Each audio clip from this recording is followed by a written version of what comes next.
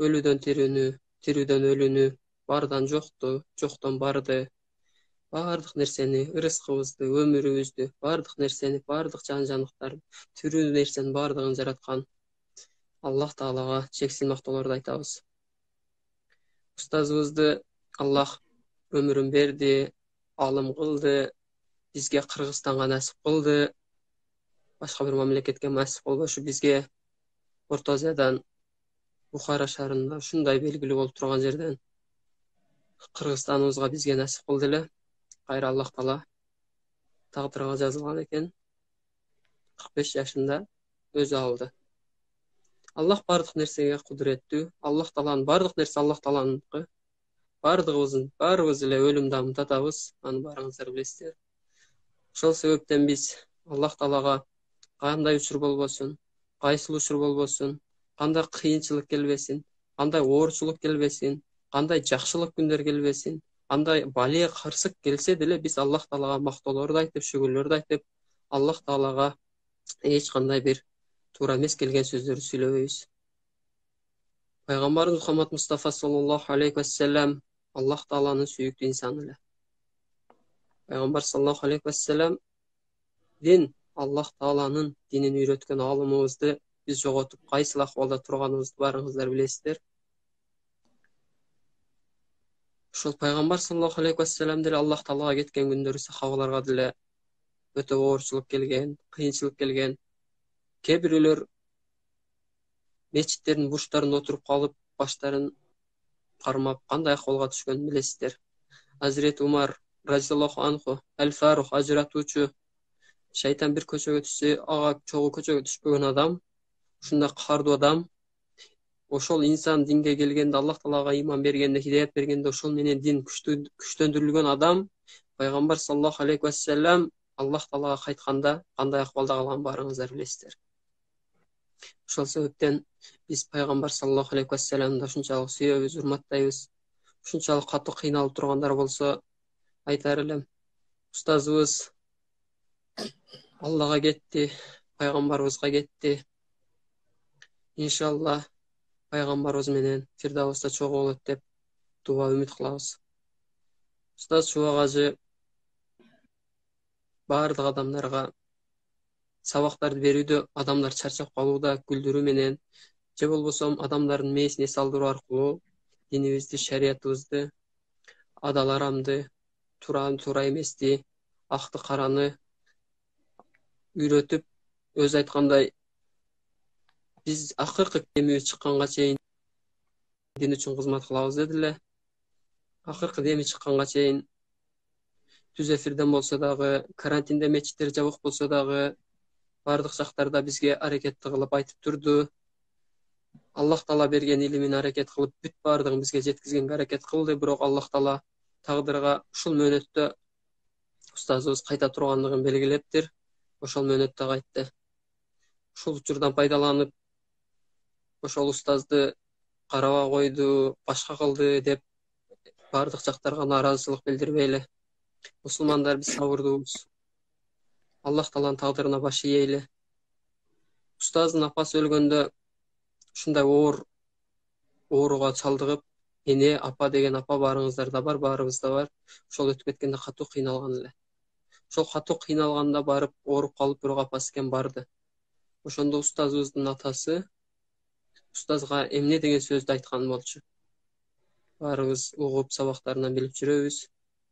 Балам, матасы да, балам, эгерде Аллах Таала өмүрдү кадырлуу, Аллах Таала өмүрдү жакшы нерсе кылып, адамдарга урматтуу кылган болсо, анда пайгамбарыбызды саллаллаху алейхи вассаламды 63 жашта албай узак өмүр бербес беле деп айткан. Эгерде өмүрдүн кадыры Аллах Тааланын алдында ушул дүйнөнүн кадыры болгондо, анда ошол эң сүйүктүүсү болгон, кээ бир хадистерде келет, ошол адамдын урматына жаралган бүткүл аламга Аллах Таала узак өмүр бербейт беле. Аллах Таала кадыр зат берет.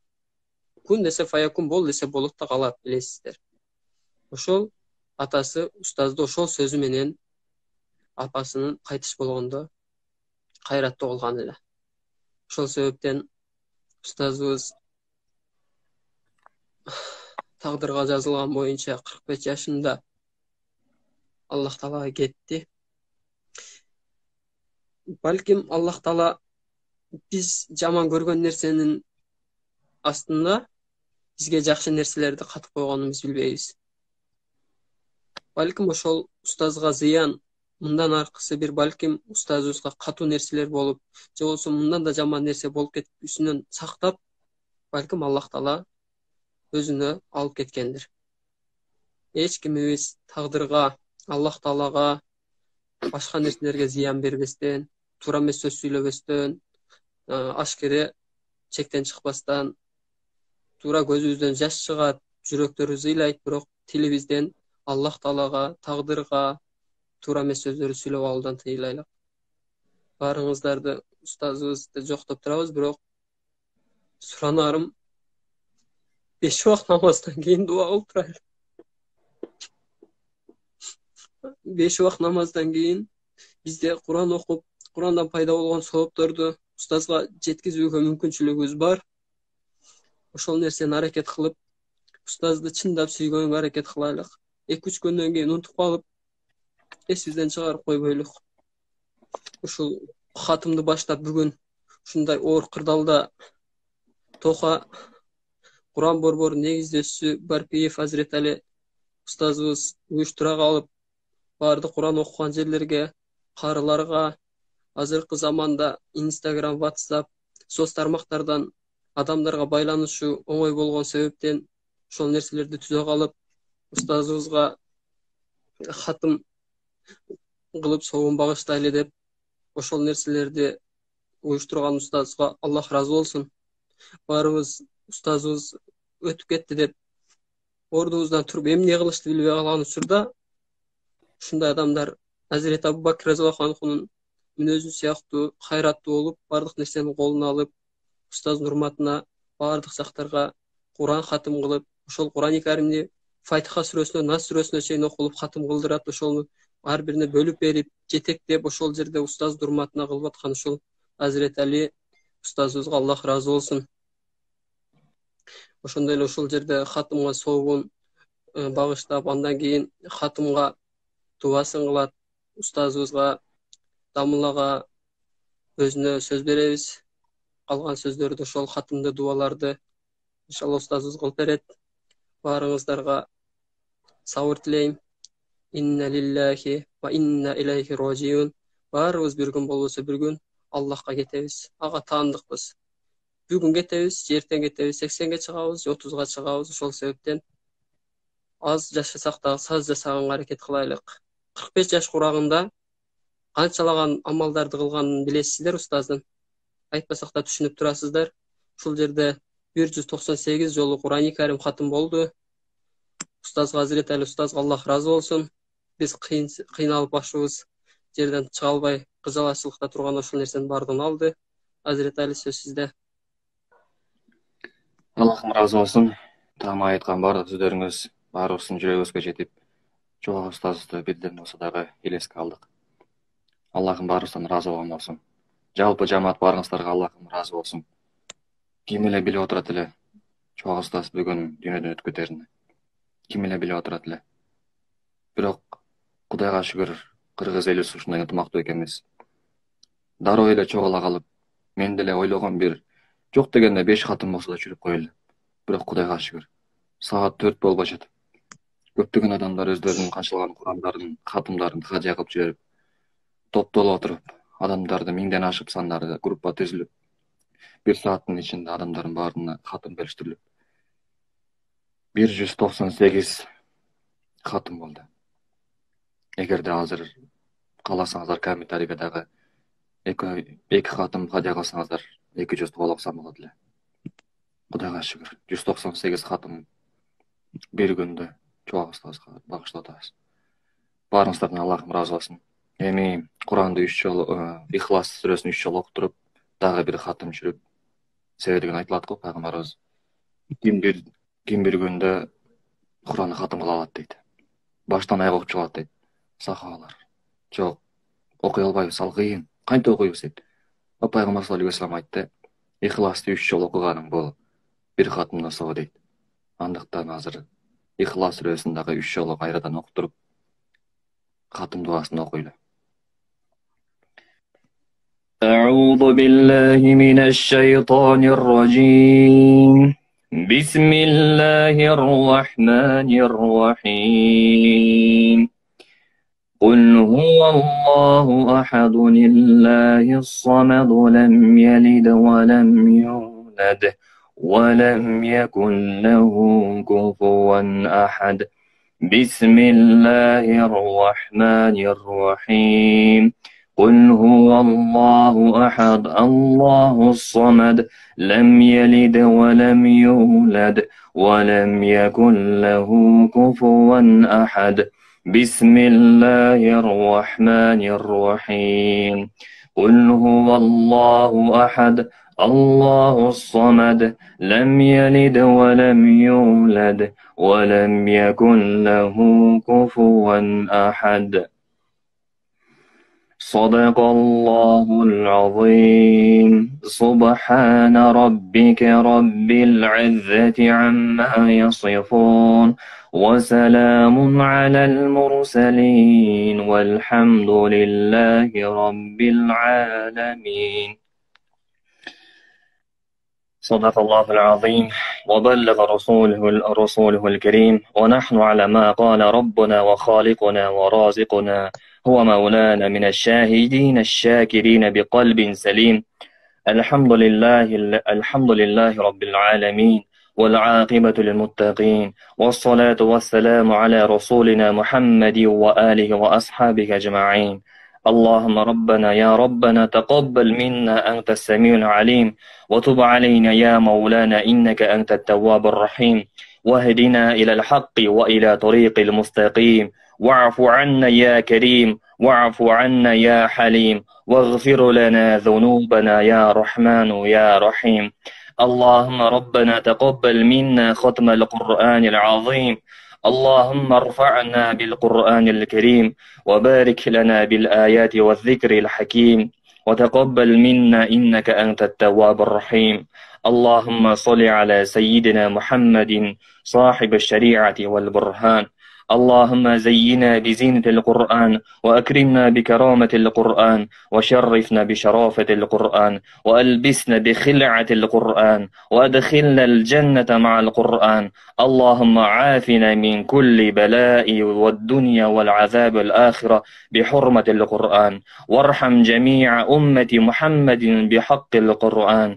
اللهم اجعل القرآن العظيم لنا في الدنيا قرينا وفي القبر مونسا وفي القيامة شفيعا وعلى صراط نورا ومن النار سترا وحجابا وإلى الجنة رفيقا وإلى الخيرات كلها دليلا وإماما بفضلك وجودك وكرمك وإحسانك ورحمتك يا أكرم الأكرمين ويا أرحم الراحمين. اللهم اهدنا بهداية القرآن وعافنا بعناية القرآن ونجنا من النيران بكرامة القرآن وادخلنا الجنة بشفاعة القرآن وارفع درجاتنا بفضيلة القرآن وكفر عنا سيئاتنا بتلاوة القرآن يا ذا الفضل والجود والإحسان.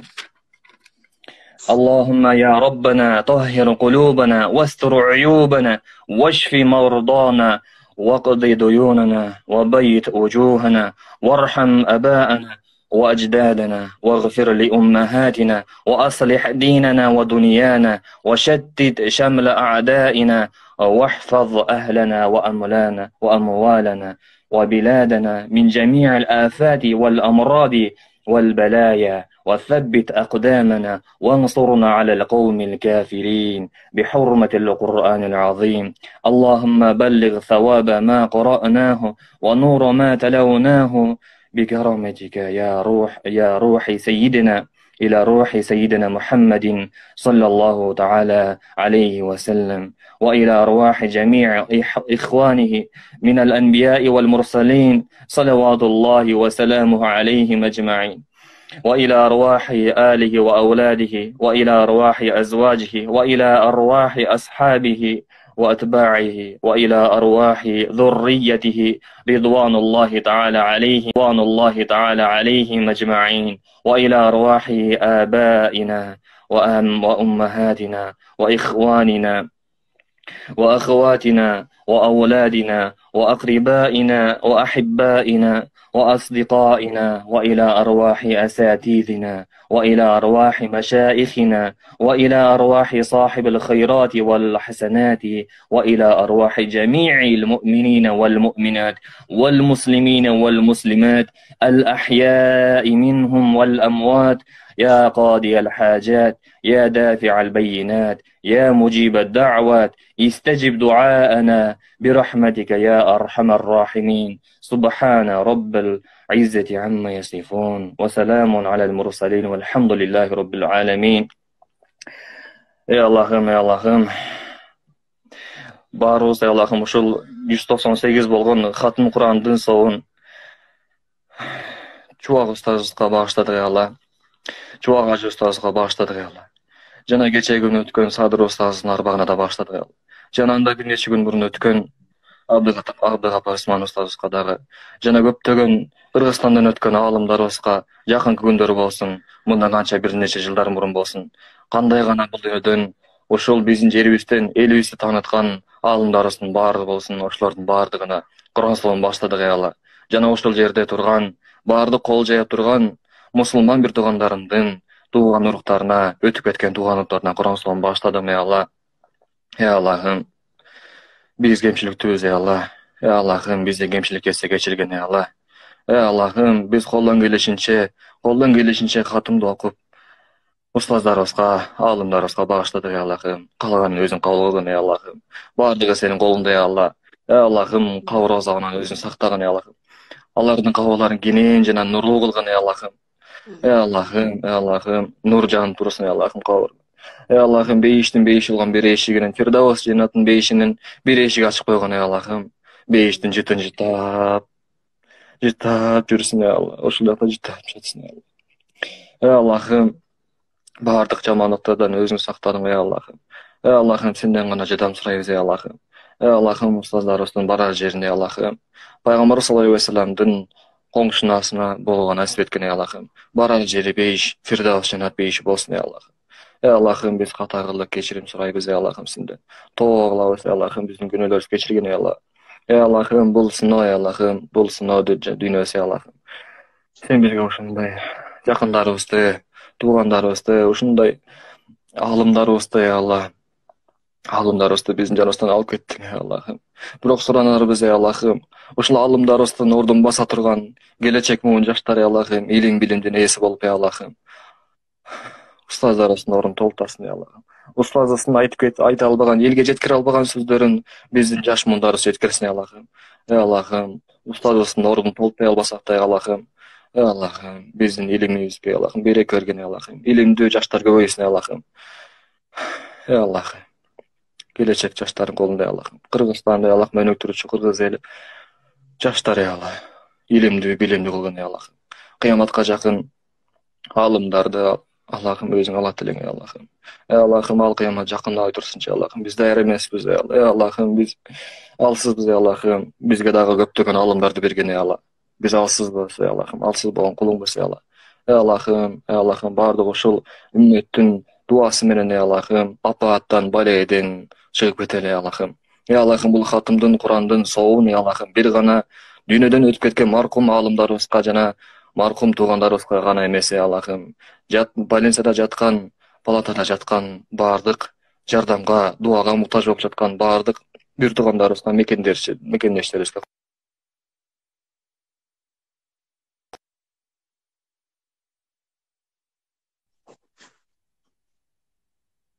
баардыгын ey Allah'ım өзүң билүүсүң, өзүң бердиң ey Allah'ım, ушул орунда өзүң берүүсүң, шифаны да сен берүүсүң ey Allah'ım. Ey Allah'ım, бизди гана ушул биздин Кыргызстандан эмес, дүйнө жүзүнөн ey Allah'ım, ушул апаат балейлерди өзүң алып кеткен ey Allah'ım.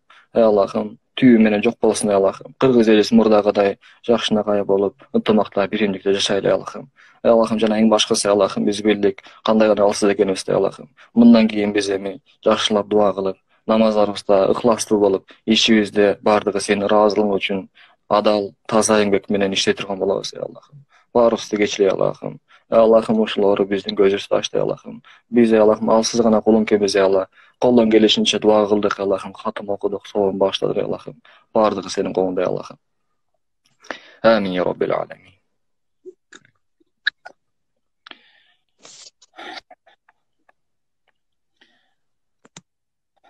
Аллахым разы болсын барыңыздардан. Аллахым окулган катымдын соом кабыл кылган болсун. Канчалаган бир туугандарыбыз бар, ажырадык. Канчалаган туугандарыбыздан азыр больницада ооруп жатат, Аллахым. Ошолордун бардыгын өзүң айыктыргын, Аллах. Аллахым барыңыздардан разы болгон болсун. Ошол айта кетчү нерсе, Куран бул бир гана өлүктөргө эмес, мархумдарга эмес, өтүп кеткендерге эмес. Бул тирүүлөргө, эң негизгиси тирүүлөргө. Биз инсанбыз. Бизге жол көрсөтүүчү болгон Аллах Таала атайын Куранды берди бизге. Биз алсыз экенбиз.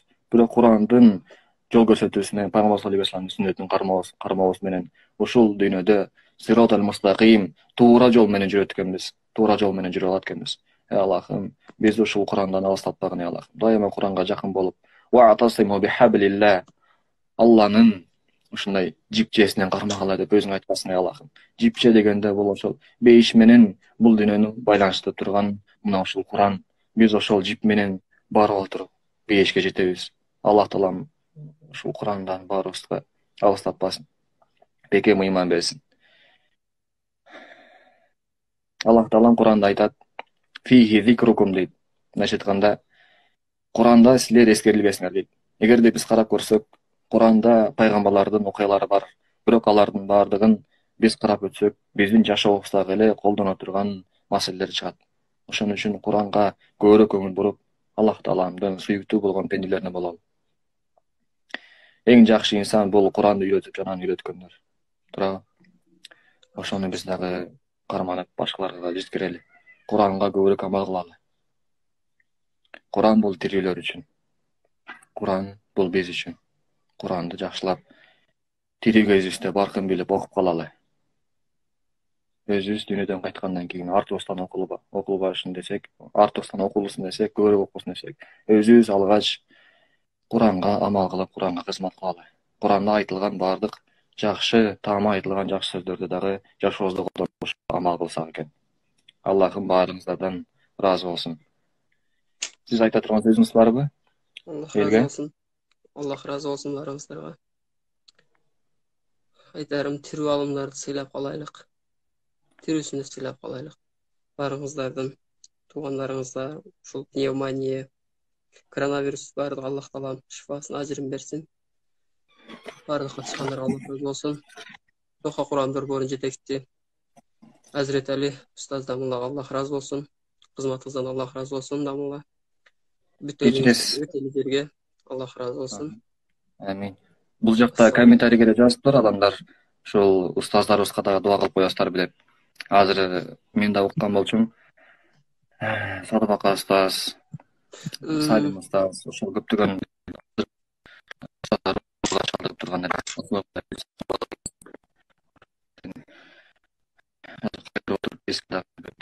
Кечиресиздер, дагы бир сыра дуа кылып коелу. Амин я раббил аламин. Аллахым, сен мээримдүүсүң, падышалардын падышасың, Аллахым. Аллахым, биз көпчүлүктүүбүз, Аллахым. Бардыгы сенин колуңда, Аллахым. Сага чексиз шүгүрлөрдү айтабыз, Аллахым. Чексиз бардыгы, Аллахым, мактоолорду сага айтабыз, Аллахым. Аллахым. Ошол биздин аалымдарыбызга, Садыбака устазыбызга, Аллахым, жана ошондой эле Салим устаз бар. Аллахым, көптөгөн биздин устаздарыбыз. Мыкты Арстанбек устазыбыздар, Аллахым, алар ооруга чалдыгып азыр кыйын абалда турат деп бир аз. Ошол устаздарыбыз, кайсыл гана устаздарыбыз азыр ооруп жатпасын, баарына Аллах Таалам жеңилдик берсин, Аллах Таалам шифасын берсин. Аллахым өзүнүн Шафи деген ысымы менен баарына шифа берген болсун. Бир гана ушул аалым устаздарыбызга эмес, жалпы ушул кыргыз элиме баардыгына саламаттыгын тилеймин. Баардыгын ооруп жаткандардын оорусуна шифа тилеймин. Аллах Таалам ооруларына шифа берген болсун. Өзүң оорун берүүчүсүң, оорун алуучудан сенсиң, Аллахым. Bir gana Kırgızstandan emес Allah'ım. Bütünдөй musulman ümmetin, dünyadagi bardыk musulmandардын jana ошондой эле Allah'ım. Musulman emес bolsun. Jönөkөy эле dinden жок, ал динден алыс болгон адам болсо дагы Allah'ım. Ал деле адам де Allah'ım, insan ya Allah'ım. Бул дүйнөдөгү жер бетиндеги бир дагы адам Allah'ım коронавирус эле эмес деги эле жалпы эле оорулар менен оорубастан дени сак, чың болсун ya Allah'ım. Өтүп кеткендердин Аллах Таалам жайын Фирдавстан бейиштен кылган болсун.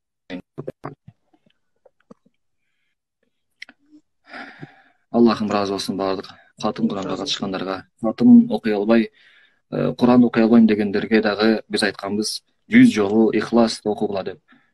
Андан дагы бир 1000 адам элестетиңиз, 100 ихлас окуса, 10.000 ихлас, 10.000 ихлас эң аз дегенде. Бул үчөөсү эле болгон үчөөсү бир катымдын сообу болуп атса, 10.000 сообу канча болуп турат экен. Биз эселеп көрбөгөн Аллах Таалам соопту берүүдө. Аллах Таалам ошол сооптордун бардыгын чубак устазыбызга, жалпы үйүндө өткөн аалым устаздарыбызга соом жеткирген болсун. Амин. Аллах разы болсын. Аллах разы болсын. Баарыңыздардан чоң рахмат. Ассаламу алейкум ва рахматуллахи ва баракатуху. Аллахым кылган дуаларыбызды кабыл кылсын. Амин.